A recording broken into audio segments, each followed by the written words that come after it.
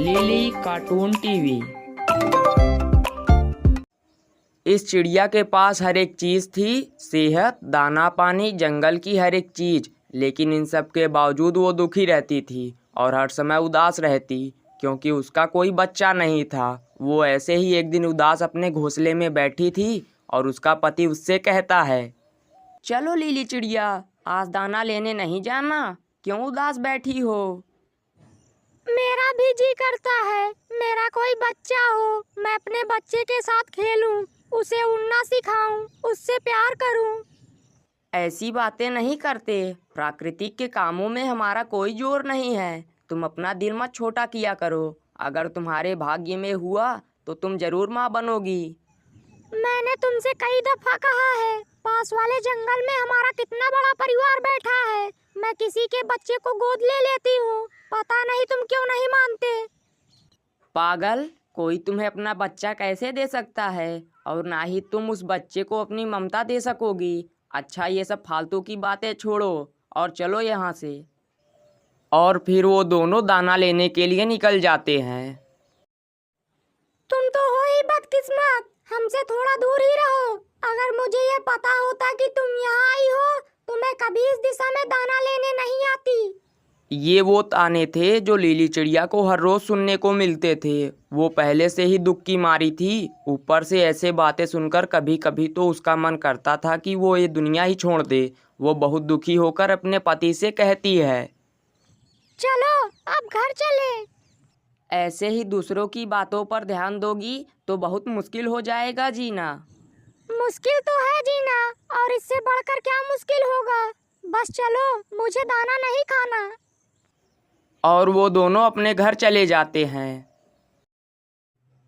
रात काफी हो गई है, अब सो जाओ। क्यों रात भर जागती रहती हो? आप सो जाओ, मुझे अब नींद नहीं आ रही, मैं अभी सो जाऊंगी। और ऐसे सारी रात चिड़िया की आंखों में गुजर जाती है। ये कोई पहली रात नहीं थी। उसे रात को मीठी नींद सोए हुए पता नहीं कितना समय बीत गया था। वो सारी रात यही सोचती रहती कि उसका बच्चा क्यों नहीं है। वो अपनी ममता के हाथों बहुत मजबूर हो चुकी थी और आज उसने कोई बड़ा फैसला कर लिया था। फिर ऐसे ही सुबह हो जाती है। तुम आज जाओ अकेले दाना लेने, मेरी तबीयत कुछ ठीक नहीं है। और ऐसे ही उसका पति अकेले दाना लेने चला जाता है। जैसे ही उसका पति दाना लेने के लिए जाता है, चिड़िया पास वाले जंगल की तरफ उड़ान भर लेती है। जल्द ही वो दूसरे जंगल पहुंच जाती है और ऊंची उड़ान लेती है और पेड़ों पर पक्षियों के घोंसले में नज़र दौड़ाती है। उसे एक पेड़ पर घोंसले में अंडे नज़र आते हैं। वो जल्दी से उस पेड़ पर बैठ जाती है। ये घोंसला हमारे परिवार के पक्षियों का ही लगता है, इसके पास पंख भी हमारे तरह ही पड़े हैं। मुझे माफ करना अजनबी पक्षी, मैं बहुत मजबूर हूँ अपनी ममता के आगे। और वो ऐसा कहते हुए एक अंडा वहाँ से चुरा लेती है। जल्दी से घर लौटती है। शाम होने से पहले ही वो आ जाती है और अंडा अपने घोंसले में रखकर अपने पति का इंतजार करने लगती है। जैसे ही उसका पति वापस आता है, वो जल्दी जल्दी बोलती है। उसका पति अंडा देखकर जैसे पागल ही हो गया था। सच में हम कितने भाग्यशाली हैं। मैंने तुमसे कहा था ना, उदास ना हुआ करो, क्योंकि प्राकृतिक के कामों में किसी का दखल नहीं। देखा, अब तुम्हारा भी बच्चा होगा और तुम उसके साथ खेला करोगी। कितनी बड़ी खुशी मिली है आज हमें। लेकिन चिड़िया थोड़ा देरी नाटक करने के बाद अपना सर झुकाकर बैठ जाती है कि कहीं उसके पति को पता न चल जाए कि ये अंडा उसने चोरी कर कर लाया है। और ऐसे ही एक दिन और रात गुजर जाती है। फिर एक दिन जब चिड़िया का पति दाना लेने गया हुआ था तो उसने अंडे में से धीमी धीमी आवाज़ सुनी और फिर अचानक अंडे से एक छोटा सा बच्चा बाहर आ जाता है। और चिड़िया बच्चे को देखकर बहुत डर जाती है, क्योंकि ये बच्चा तो उसका नहीं था और इसीलिए उसका आकार भी जरा सा भी नहीं मिल रहा था चिड़िया से।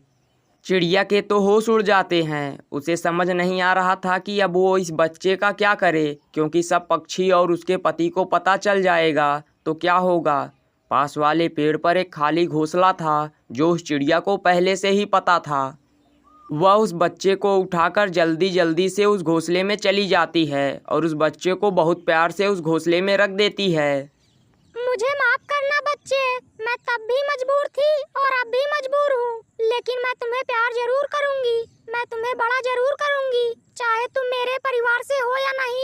और चिड़िया बच्चे को पत्ते से छुपाकर वापस चली आती है। शाम को जैसे ही उसका पति घर वापस आता है, चिड़िया रोने लग जाती है। क्या हुआ? तुम रो क्यों रही हो? मैं पानी लेने गई थी और किसी ने मेरा अंडा चोरी कर लिया।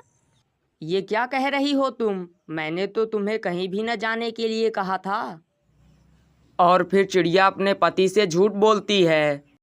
चिड़िया रात को बहुत बेचैन थी। वो बच्चा उसकी आंखों के सामने आ रहा था। जैसे ही उसका पति सोया, चिड़िया आहिस्ता से उठकर उस बच्चे के पास चली जाती है और उस बच्चे को अपने बच्चे की तरह प्यार करती है।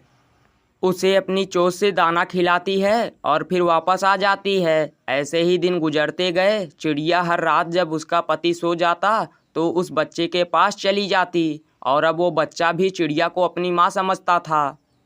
मम्मा, मैं अब उड़ सकता हूँ। आप मुझे उड़ने क्यों नहीं देती? नहीं मेरे बच्चे, हरगिज नहीं। तुम्हें अभी यहाँ से कहीं नहीं जाना है जब तक मैं ना कहूँ। ठीक है मम्मा। चिड़िया जैसे ही वापस मुड़ती है तो पीछे उसका पति बैठा ये सब सुन रहा था। चिड़िया के तो होश उड़ जाते हैं। उसे समझ नहीं आ रहा था कि अब वो क्या करे, लेकिन उसका पति सब समझ जाता है।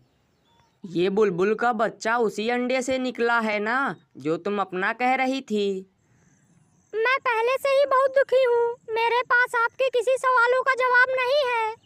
चलो उठाओ इस बच्चे को और अपने घर चलो। वो बहुत प्यार से अपने पत्नी से ऐसे कहता है। मुझे माफ कर दो, मैंने बहुत झूठ बोले हैं तुमसे।